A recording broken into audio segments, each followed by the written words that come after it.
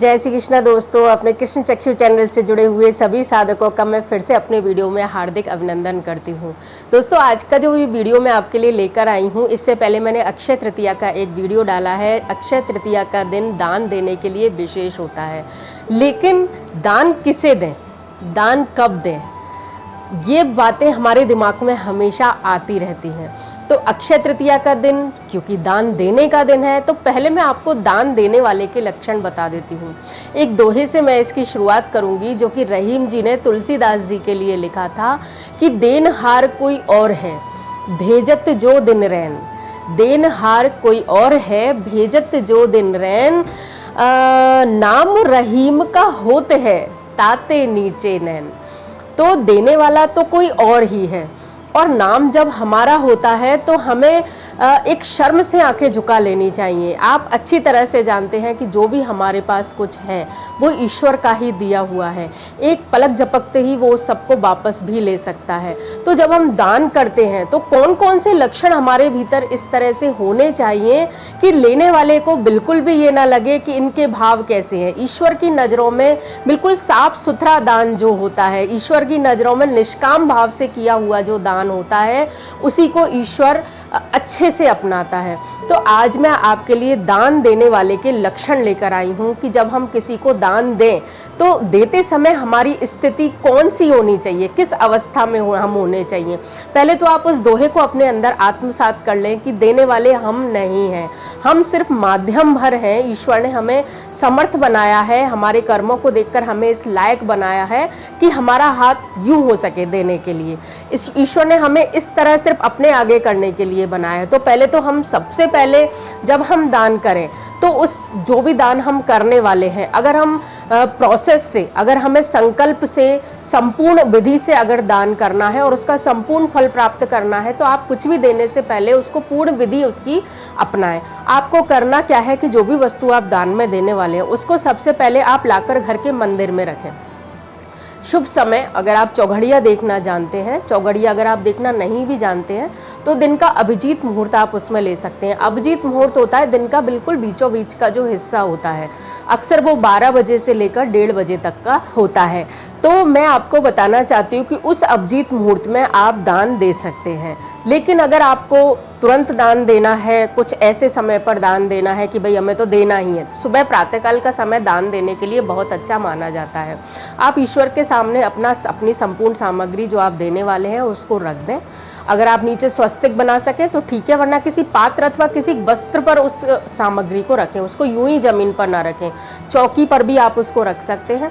रखने के बाद आप हाथ में जल लेंगे। जल लेने के बाद हाथ में कुछ धनराशि आपको रखनी जरूर चाहिए। दान के साथ दक्षिणा आवश्यक होती है। जिस तरह हम किसी को भोजन कराकर उसको यूं ही विदा नहीं कर देते, उसको दक्षिणा देना आवश्यक होता है। दान के साथ दक्षिणा अवश्य दें। आप किसी को कोई वस्तु देने वाले हैं, वो वस्तु आप उसको अवश्य दें, लेकिन साथ में ही आप उस दक्षिणा के नाम से, जैसे आपने देखा होगा हम किसी को नेक देते हैं, सब शगुन का पैसा देते हैं, तो हम उसको देते हैं 100 रुपये, तो हम कभी उसको 100 नहीं देते, हम उसको 101 देते हैं। तो 100 दान होता है, 1 दक्षिणा होती है। 1 रुपया जो ऊपर रखा जाता है, जो ऊपर जो कुछ रखा जाता है, वो दक्षिणा स्वरूप होता है। और दक्षिणा अत्यंत आवश्यक होती है, क्योंकि दक्षिणा पत्नी है हमारे देवों की। दक्षिणा को उस रूप की संज्ञा दी गई है। ये भी एक देवी है जो ब्रह्मांड में विचरण करती हैं और हमारे लिए उस चीज को परमपिता परमात्मा तक ले जाने का माध्यम बनती है। तो ध्यान रखिए, दान देते समय दक्षिणा आपको अवश्य देनी है। अब मैं आपको बताती हूँ कि आपने वो चौकी पर वो सामान रख दिया है। रखने के बाद आप हाथ में जल और कुछ दक्षिणा लेकर और उस जल से आप संकल्प करेंगे कि हे राधा माधव, मैं आपके लिए, आपके चरणों में, अगर आप अपना नाम उच्चारण कर सकें, अपना गोत्र उच्चारण कर सकें, आप स्थान जहाँ बैठे हुए हैं उसका उच्चारण करें। अगर आप तिथि और वार का भी उच्चारण कर सकते हैं तो वो भी आप करें। अन्यथा सबसे छोटी विधि है, आज के युग के हिसाब से मैं छोटी विधि बताती हूँ, कि आप अपना नाम लेकर और वो जो भी सामग्री है उसका, या तो आप मन ही मन उनका नाम उच्चारण कर सकते हैं, या फिर उस सामग्री के लिए करके कि अमुक सामग्री मैं ईश्वर आपके चरणों में समर्पित कर रही हूँ, इसका संपूर्ण फल आप ही को प्राप्त हो, मेरे कुल देवी देवताओं को प्राप्त हो, मेरे पितृश्वर को प्राप्त हो, मेरे गुरुदेव भगवान के चरणों में प्राप्त हो, अन्यथा परम पिता परमात्मा के चरणों में प्राप्त हो। इस तरह से आपको ये कहते हुए आप जल को छोड़ देंगे। ध्यान रखिए, बिना स्वर्ण और बिना जल के स्पर्श के दान नहीं लगता है, ऐसा बताया जाता है। मैं ये नहीं कहती दान नहीं लगता है, लेकिन कहीं ना कहीं उसका कम फल हमें प्राप्त होता है। पुराणों में तो यही लिखा गया है कि दान का फल आपको नहीं मिलेगा, लेकिन ऐसा नहीं है। चींटी के पग नूपुर बाजे तो भी साहिब सुनता है। चींटी अगर नुपुर पहन के नृत्य करती है तो उसको भी ठाकुर जी सुनते हैं। लेकिन अगर हम किसी काम को हम ज्ञानवान है, हम बुद्धिमान है, ईश्वर ने हमें बुद्धि से नवाजा है, तो क्यों ना हम काम को प्रोसेस से करें, क्यों ना हम काम को अच्छे तरीके से करें। तो इस तरह से आपको दान का संकल्प लेना है। इसके बाद जिसको आप दान दे रहे हैं, दान हमेशा सतपात्र को दें, गरीब को दें, भिखारी को दें, जो आपके सामने याचक है उसको दें।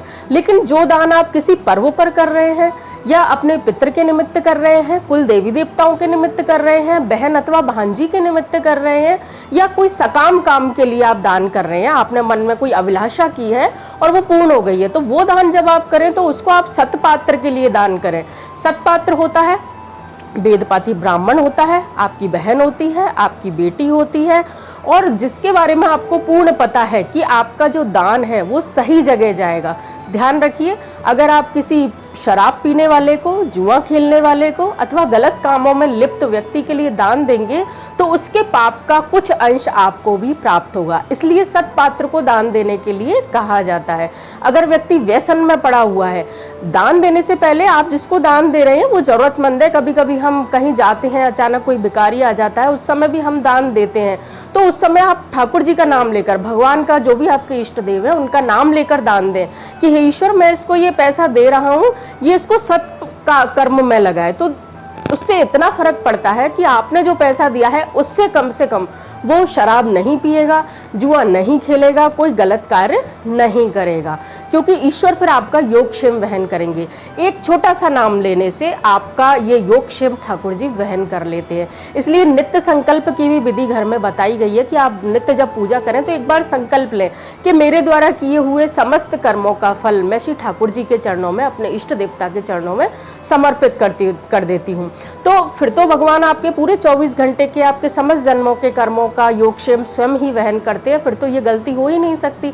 लेकिन अगर आप दान देने जा रहे हैं तो आपको कुछ बातों का ख्याल रखना जरूरी है ताकि आपको दान देने का पूरा फायदा मिल सके। तो वो मैं आपको क्रम से बता देती हूँ। पहला है, जब भी आप दान दें संकल्प करके जरूर दें। दूसरा है, अगर आप चौघड़िया देख सकें तो चौघड़िया देखें, मुहूर्त पूछ सकें तो मुहूर्त पूछें। हर चीज़ का एक फ़ायदा हमको मिलता चला जाता है। अगर नहीं पूछ पाए कोई दिक्कत नहीं है, कोई भी अच्छा दिन, जैसे जैसे दिन चढ़ता है, दिन जैसे जैसे आगे बढ़ता है, वैसा समय ज़्यादा उचित माना जाता है। जब दिन ढलने को होता है तो दान देने का वह समय ज़्यादा बेहतर नहीं माना जाता। चढ़ते हुए दिन में हमको दान देना चाहिए। शुक्ल पक्ष का दान अधिक महत्वपूर्ण होता है, वो देवताओं के निमित्त जाता है। कृष्ण पक्ष में किया हुआ जो दान है वो पितरों के निमित्त जाता है। तो आप देख लें आप किसके निमित्त दान कर रहे हैं, आप उसी हिसाब से दान करें। यदि आप दान पितरों के निमित्त कर रहे हैं, उनकी तिथि आप देख लें, यदि उनकी वह तिथि है मृत्यु तिथि, उसके दिन आप दान कर सकते हैं। अमावस्या दान के लिए बहुत अच्छी मानी जाती है, एकादशी दान के लिए बहुत अच्छी मानी जाती है, अक्षय तृतीया, गंगा दशहरा, कार्तिक के तो सभी दिन बहुत महत्वपूर्ण होते हैं, वैशाख मास के सभी दिन महत्वपूर्ण होते हैं। नवरात्रि दान के लिए बहुत अच्छे माने जाते हैं।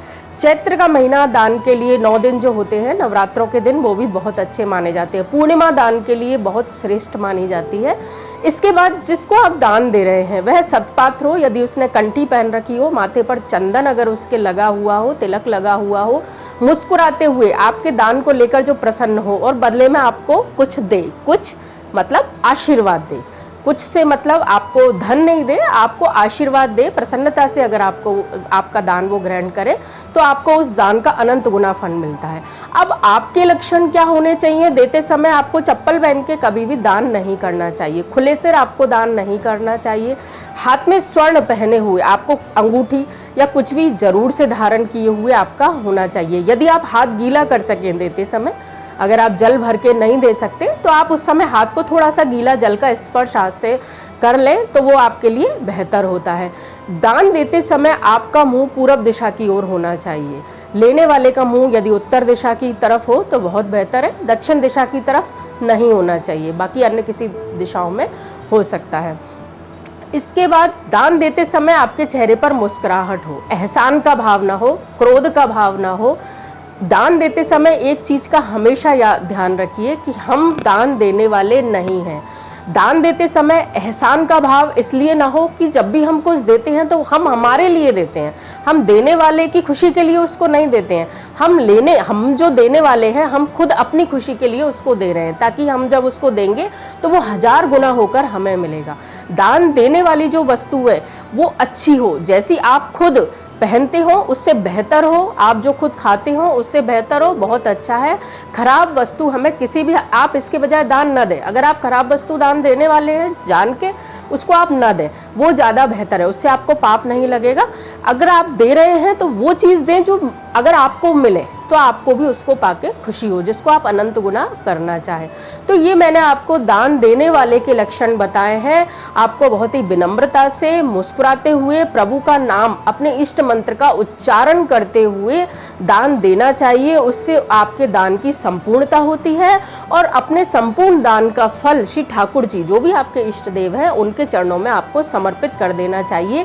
फिर देखिए आपको उसका अनंत गुना फल प्राप्त होगा। तो कैसा लगा आपको मेरा ये वीडियो? अगर आपको पसंद आया हो लाइक कीजिए, सब्सक्राइब जरूर कीजिए। धन्यवाद। जय श्री कृष्ण।